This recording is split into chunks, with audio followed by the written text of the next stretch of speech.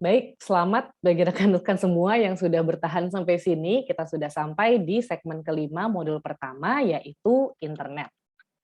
Nah, pendahuluan gitu ya. Jadi sebelum adanya internet, pendahulunya itu namanya adalah ARPANET, yaitu Advanced Research Project Agency Network gitu.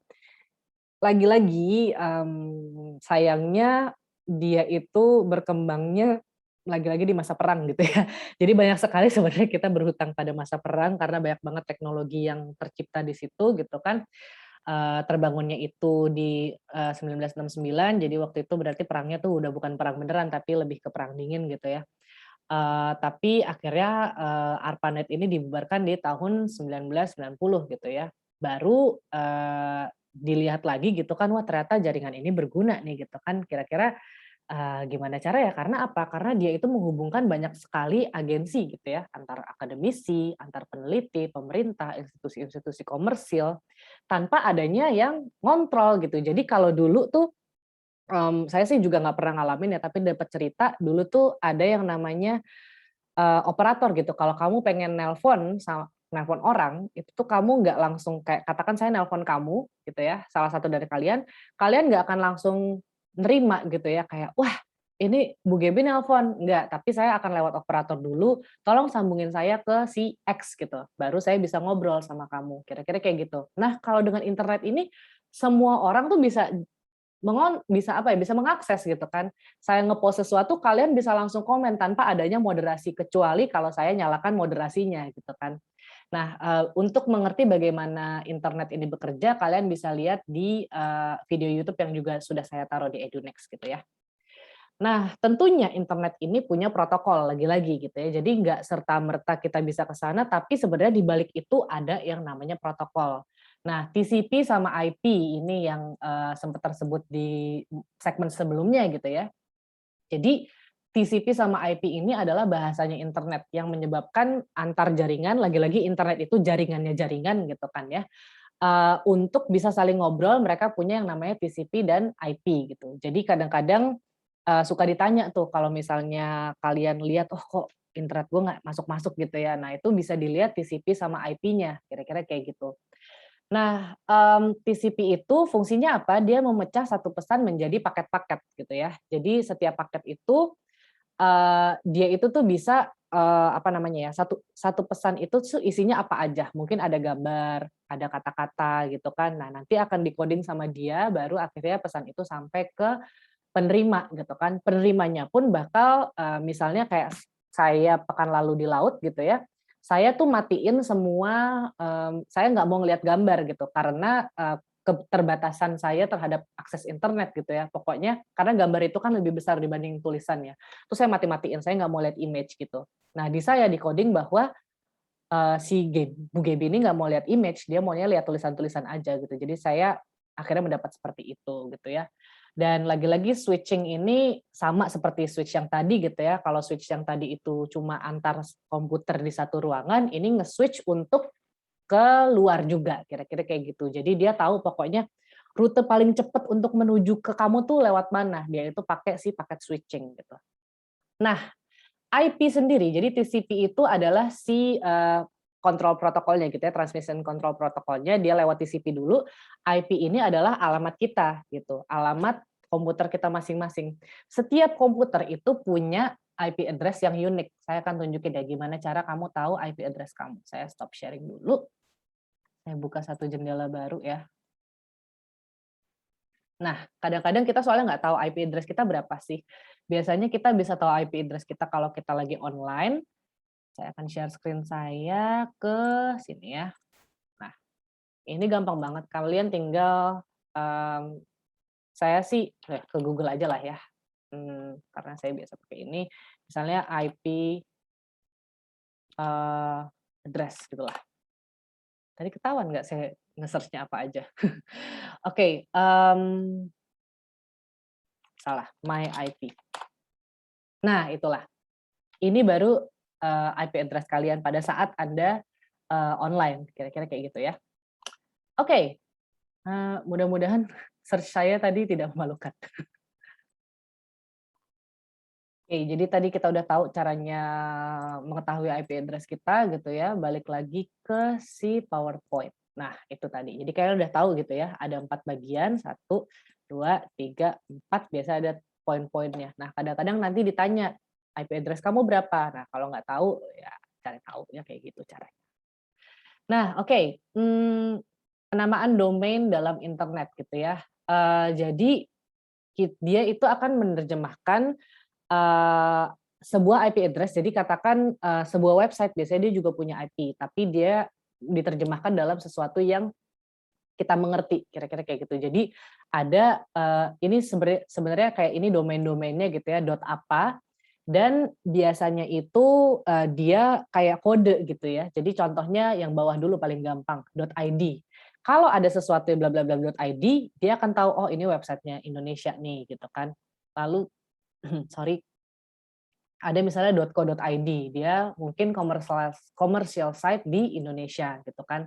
Lalu ada org gitu kan, .org gitu kan, artinya dia itu non-profit organization nih gitu kan. Kalau misalnya gov, itu berarti dia punya government.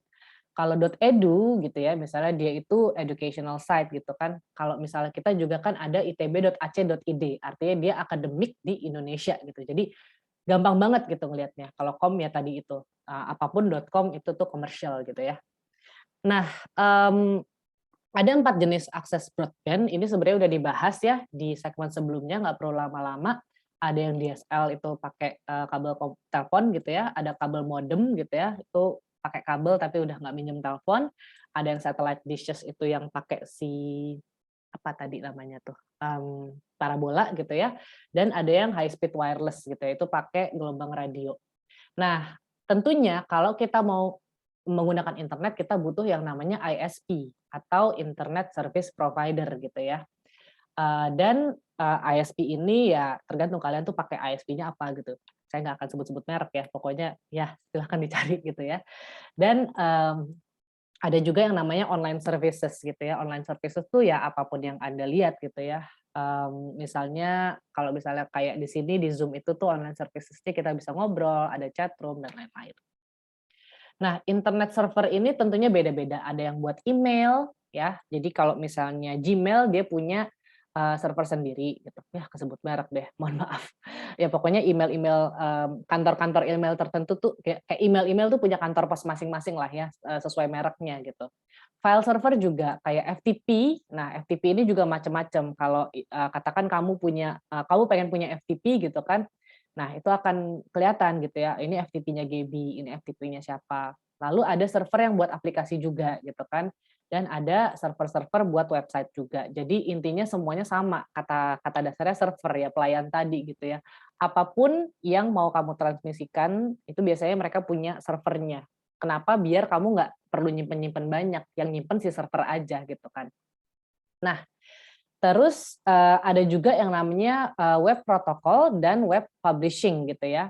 Kalian tentunya familiar sekali dengan yang namanya URL atau Uniform Resource Locator. Jadi URL itu ya ini ya, jadi kayak alamat dari sebuah, website, dan website itu ada hierarkinya. Jadi ini mungkin ini website intinya.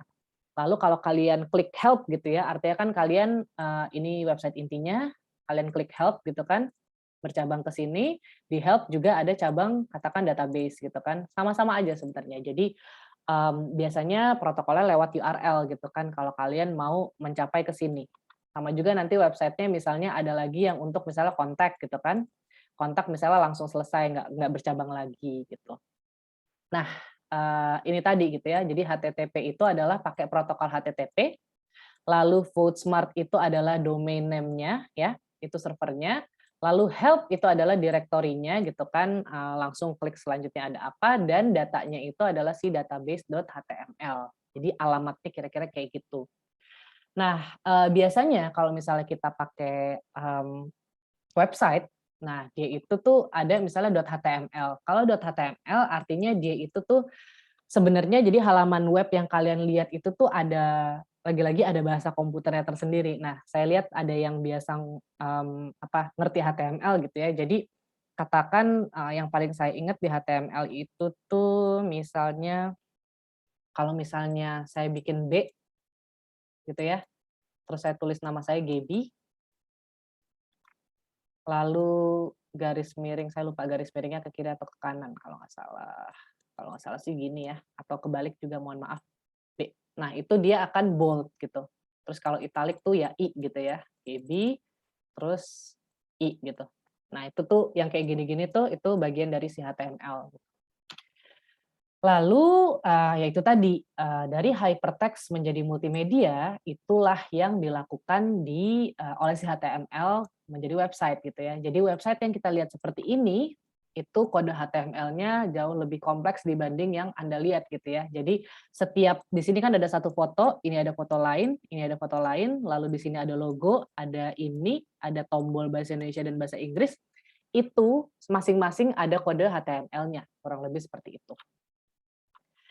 Nah, sekarang, pada web 2.0 sekarang ya, kalau dulu tuh ya itu, kalau misalnya kalian mau publish sesuatu, orang tuh mesti ngerti bahasa HTML. Tapi sekarang enggak, kalian bisa kan bikin blog gitu. Kayak EduNext pun saya bisa bilang itu udah web 2.0 karena saya tinggal klik, oh masukin video tuh kayak gini, masukin gambar kayak gini, masukin teks kayak gini gitu ya.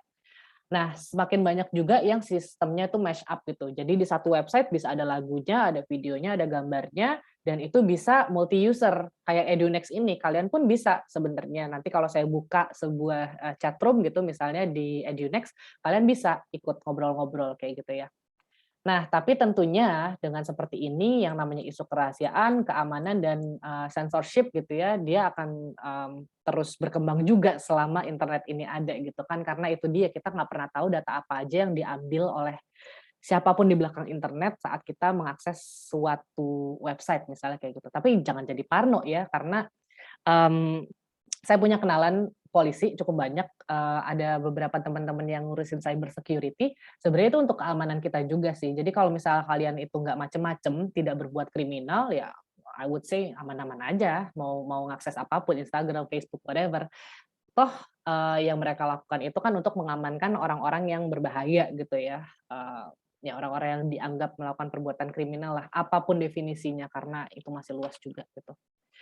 Nah terus, nah Hmm, ini nih yang menarik nih, ini yang apa-apa sekarang, apa-apa IoT, apa-apa IoT gitu ya, apa-apa Internet of Things gitu. Suami saya juga sekarang lagi agak-agak menggilai Internet of Things yang saya kayak, ngapain gitu ya. Nah jadi gini, kalau kita ngomongin jaringan atau internet sebelum adanya Internet of Things ini, yang bisa nyambung sama internet, sama WiFi gitu kan, paling nggak WiFi lah yang sudah sangat familiar sekarang, itu ya device gitu kan, mau itu handphone, atau laptop, atau komputer. Nah sekarang Internet of Things ini tuh macem-macem. Kayak tadi itu suami saya tuh pengen, karena saya baru ini kan, baru renovasi rumah ya, ya syukurnya kami bisa mulai nyicil rumah bareng-bareng. Dia tuh pengen ganti lampunya tuh lampu pinter, lampu yang bisa diakses pakai WiFi. I mean like why, ngapain gitu kan. Tapi ya gitu, dia senengnya kayak gitu kan. Jadi lampu itu tuh bisa diakses melalui, jadi kayak lampunya ada WiFi, I don't even know how gitulah ya. Terus kayak kamu bisa ngontrol lampunya melalui handphone kamu gitulah ya. Jadi kayak misalnya pengen lampunya warna kuning gitu kan, kuningnya apakah mau kuning yang terang atau kuning lebih redup dan lain-lain, kayak how, kenapa gitu kan. Jadi intinya Internet of Things itu adalah sebuah application domain yang dia integrate different technology and social fields lah, kira-kira kayak gitu ya. Jadi banyak banget barangnya tapi mereka jadi satu kesatuan gitu. Mereka bisa saling ngobrol. That's insane. Jadi kalau misalnya kalian pengen tahu IOT, bisa pakai video ini gitu ya. Lalu ada juga yang namanya cloud computing, ini juga cukup banyak digunakan sekarang gitu ya. Jadi apa-apa sekarang kayak misalnya saya kemarin, atau jangan deh, ya bolehlah. Jadi ada satu bahasa yang namanya LaTeX gitu ya. Ini adalah kalau kalian penasaran silahkan cari-cari. Dulu tuh saya nggak terlalu suka pakai LaTeX karena ribet nginstall-nya, terus familiarisasinya kayak gimana, tapi sejak saya lupa tahun berapa ada yang namanya, jadi saya bisa, program LaTeX itu online, saya lupa namanya, sebentar saya nyontek dulu ya. Mmm, apa sih? Sebentar ya, penasaran saya. Overleaf gitu. Nah itu, jadi kayak, ada suatu website namanya Overleaf. Nah, saya jadi bisa nulis kemarin tesis saya tuh dengan bahasa LaTeX, tapi online gitu loh. Jadi lebih gampang aksesnya dan saya bisa nulis tesis di mana aja, nggak perlu pakai laptop saya, nggak perlu ya pokoknya saya bisa nulis di mana aja lah. Dan ini juga bisa kalian gunakan pakai Google Docs contohnya gitu kan. Itu kalian bisa kolaborasi di satu dokumen yang sama dengan orang-orang banyak gitu lah.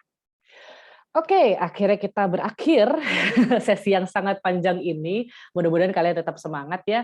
Jadi intinya, internet ini kan banyak memberi kemudahan, tapi kira-kira ancamannya apa aja sih? Silakan dipikirkan dan kita akan masuk ke sesi diskusi. Sampai jumpa.